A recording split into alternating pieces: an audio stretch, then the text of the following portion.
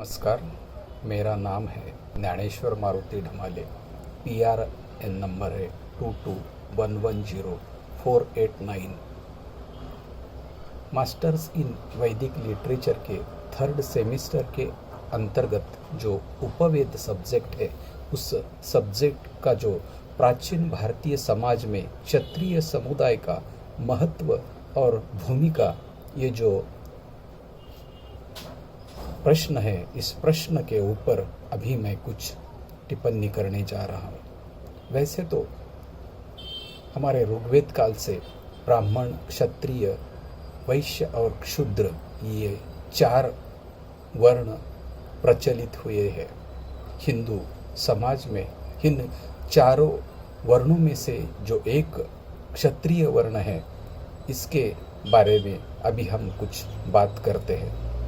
वैसे प्राचीन काल में ये जो 4 वर्ण थे, इनमें से ब्राह्मण भी क्षत्रिय का काम, मतलब तलवारबाजी, तीरंदाजी, जो भी युद्ध कौशल्य का काम या युद्ध का काम है, वो कर सकता था। उसके बाद जैसे क्षुद्र और वैश्य भी ये काम कर सकते थे। मतलब बाकी के तीनों वर्णों में से किसी के मन में आए तो वो क्षत्रिय का काम कर सकता था।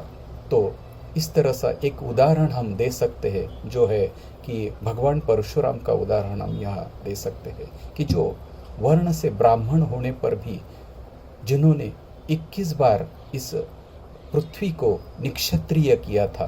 तो मेरे कहने का तात्पर्य यही है कि कोई भी व्यक्ति उस काल में क्षत्रिय बन सकता था। वैसे तो क्षत्रिय का संबंध क्षात्र, मतलब क्षात्र तेज से है, जिसके बाहु में बल है, वो क्षत्रिय बन सकता था और अपनी शक्ति से अपने कबीले का रक्षण भी कर सकता था। इस क्षत्रिय समुदाय के लिए पहले जो कबीलों के मुखिया थी, उनको वैदिक काल में राजन भी कहा करते थे। मतलब राजन, जो कबीले का प्रमुख है, वो राजा होता था, राजन उसको कहलाते थे। बाद में जैसे कर्मों के अनुसार, मतलब जैसे जो पांडित्य का काम करते हैं या फिर समाज में वेदाध्ययन या फिर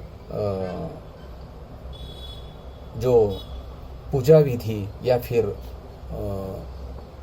शिक्षा देने का काम करते थे, उन्हें ब्राह्मण कहने लगे। और जो युद्ध में अपना युद्ध कौशल दिखा के शत्रु को परास्त करते थे, ऐसे राजाओं को, सेनानियों को क्षत्रिय कहने जाने लगा। और जो व्यापार करते थे, ऐसे व्यापारियों को वैश्य कहते थे।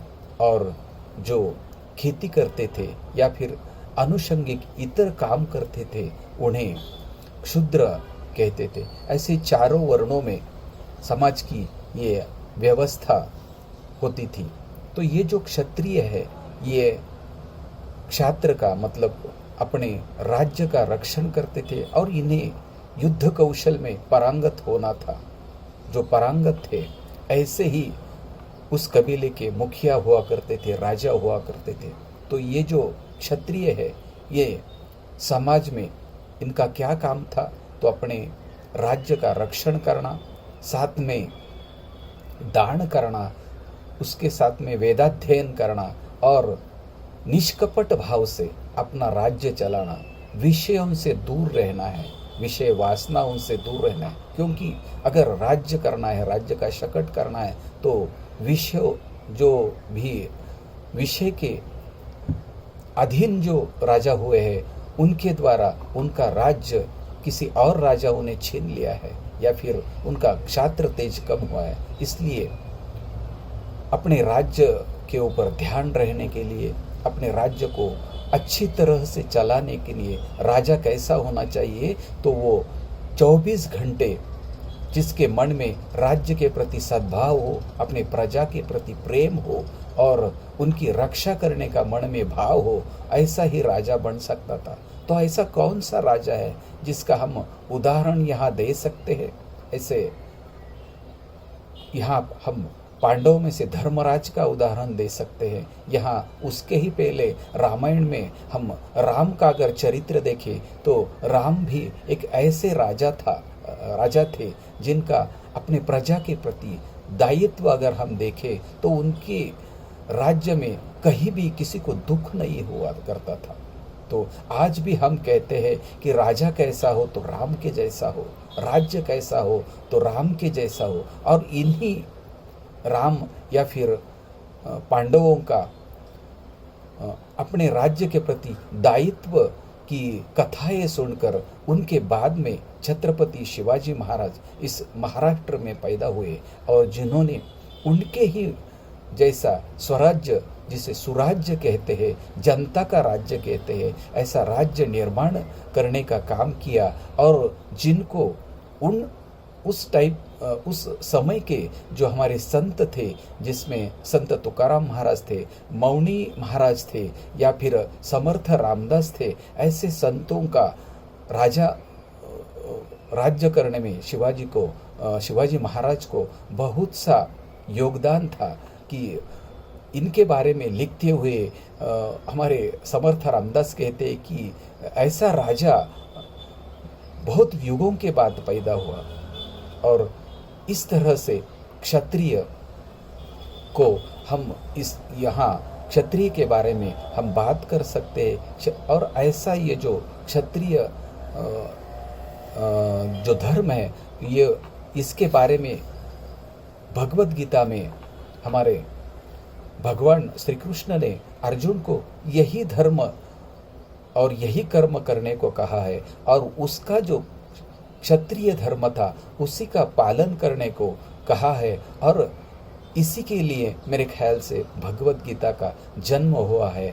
और यही गीता जहाँ कर्म का विवेचन या फिर कर्म के बारे में अर्जुन को भगवान ने बहुत सारी बातें बताई है। और ये कर्म करते करते